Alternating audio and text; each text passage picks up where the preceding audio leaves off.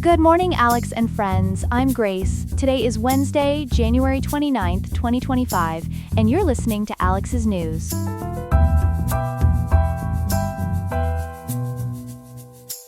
The weather in Riverside will be mild today with a high of 59.5 degrees and a low of 46.3 degrees Fahrenheit. Coming up, we'll examine the controversy surrounding former Defense Secretary's decision to revoke General Milley's security clearance and what it means for military protocol. Then, we'll explore how recent devastating California wildfires have revealed previously unknown vulnerabilities in the state's housing infrastructure. Finally, we'll take a fascinating journey into prehistory, where scientists are making remarkable discoveries about ancient marine ecosystems, from fossilized regurgitation dating back to the time of dinosaurs. All this and more, coming up on Alex's News.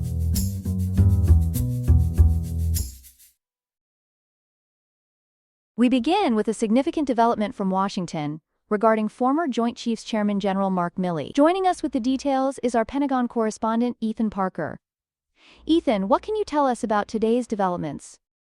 Grace, according to breaking news from the Washington Post, Defense Secretary Pete Hegseth has taken unprecedented action today against retired General Mark Milley, stripping him of both his security clearance and protective detail. This marks a dramatic shift in how former military leaders are treated after their service. What's behind this extraordinary decision, Ethan?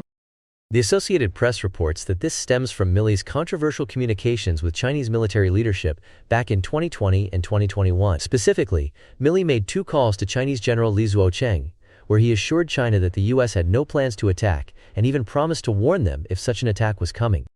That's quite remarkable. How has the Pentagon justified these actions? According to Pentagon Chief of Staff Joe Casper, the decision was made because, and I'm quoting here, undermining the chain of command is corrosive to national security. What makes this particularly notable, Grace, is that since the position's creation in 1949, there's never been a documented case of a former Joint Chiefs chairman having their security clearance revoked. What other measures are being considered against General Milley? The Washington Post reports that the Pentagon is going even further. They've ordered their Inspector General to review Milley's actions during his entire tenure as top uniformed officer, which could potentially lead to a demotion. There's also discussion about removing his Army Chief of Staff portrait, and I should note that his chairman portrait was already removed when former President Trump returned to office. What about the legal implications here, Ethan? I understand there was some previous action by President Biden.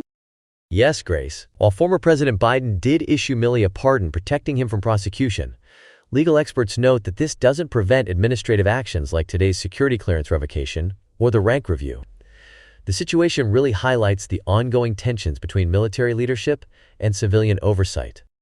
Thank you for that comprehensive report, Ethan. We'll be sure to keep our viewers updated as this story develops. We turn now to our second story of the morning, focusing on the devastating fires that have recently struck Los Angeles County. Joining us to discuss this developing situation is our reporter Chloe Martinez. Chloe, these fires have been particularly destructive, haven't they? That's right, Grace. According to Cal Matters, January 2025 has already become California's second most destructive fire year on record, with two major fires, the Palisades and Eaton fires, causing unprecedented damage in what experts call the Wildland-Urban Interface, or WUI. Can you break down the extent of the damage for our viewers? The numbers are staggering, Grace. LAist reporting shows that together, these fires have destroyed or damaged more than 16,000 homes and structures and, tragically, claimed 28 lives. The Eaton fire, which primarily affected Altadena and Pasadena, has been particularly devastating, destroying 9,400 structures and killing 17 people. The Palisades fire in the Pacific Palisades area has destroyed at least 6,800 structures. Those are shocking numbers, Chloe. What makes these areas so vulnerable to fire damage? Well, Grace, Cal Matters has reported that approximately 1 in 3 Californians, that's nearly 14 million people, live within what's called the WUI zone, which spans about 7 million acres. What's particularly concerning is that about 45% of homes built between 1990 and 2020 were constructed in high vegetation areas that are prone to wildfires. I understand there are some building codes that can help protect against fires. How effective have those been? According to Perplexity's analysis, California's Chapter 7A building codes, implemented in 2008, have made a significant difference. These codes require specific fire-resistant materials, improved ventilation systems, and strict vegetation management. Homes built after 2008 are approximately 40% less likely to be destroyed in wildfires. However, many of the affected areas, particularly in Pacific Palisades and Altadena, consist mainly of older homes. In fact, CalMatters notes that in the Palisades fire zone alone, more than 8,000 structures were built before 1939. What steps are being taken to address this crisis? LA Times reports that Governor Newsom has signed an executive order to expedite the rebuilding process while ensuring that new construction incorporates fire-resistant methods. It's a delicate balance between addressing California's housing shortage and managing wildfire risks. Thank you, Chloe, for that comprehensive report on this ongoing situation. Here are some other headlines. Target's decision to scale back its diversity, equity, and inclusion initiatives has sparked concerns about the company's philanthropic commitments. The retail giant will end its 3-year DEI goals and stop submitting reports to external diversity-focused groups. This move follows similar actions by other major companies like Walmart and Meta, partly due to pressure from conservative activists. In Alaska, an F-35 fighter jet crashed at Eielson Air Force Base, approximately 25 miles south of Fairbanks. The incident occurred Tuesday afternoon when the aircraft experienced an in-flight malfunction.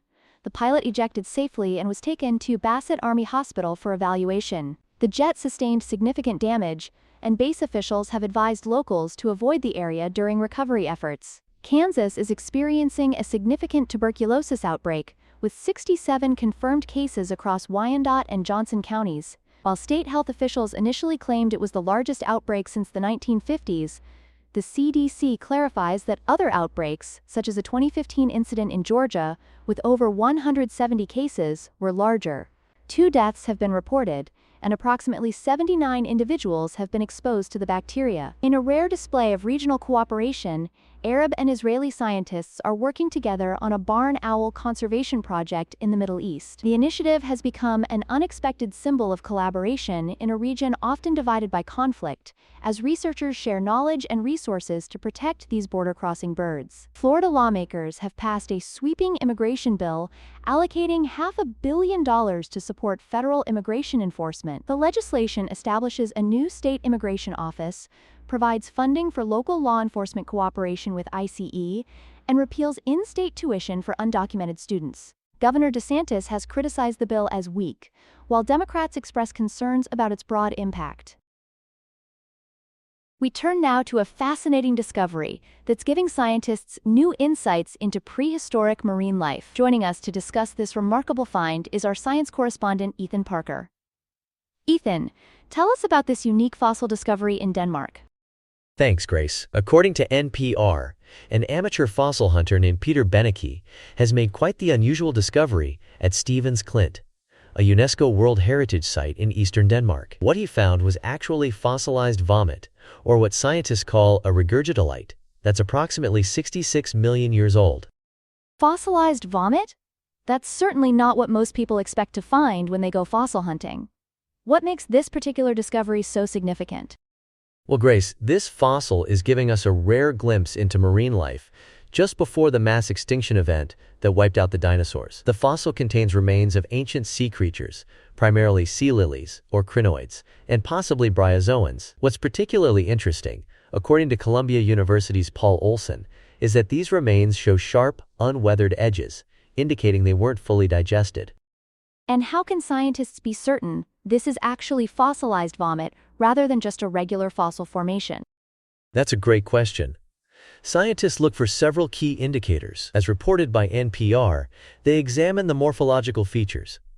Essentially, it appears as a concentrated mass with a uniform matrix. The clustering pattern suggests all this material was expelled at once, and those sharp edges I mentioned earlier are another telling sign. Museum curator Jesper Milley has described it as a particularly unusual find. Do we know what kind of creature might have produced this, shall we say, prehistoric evidence?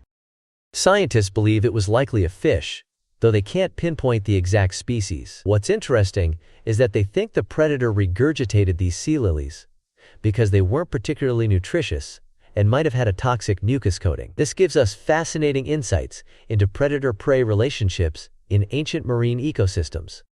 And this was found at Stevens Clint. Why is this location significant? Stevens Clint is already well known in the scientific community for its rich fossil record and evidence of the Chicxulub meteorite impact. That's the impact that led to the mass extinction event 66 million years ago. This discovery adds another layer to our understanding of marine life just before that catastrophic event. Thank you, Ethan, for bringing us this fascinating glimpse into prehistoric marine life. Who knew ancient vomit could be so informative? Indeed, Grace. Back to you. That's all we have for now. Today's episode was made by Alexander King with Claude Sonnet 3.5, the Perplexity API, and the Google Cloud Text-to-Speech API. I hope you have a great day. I'll see you tomorrow, Alex.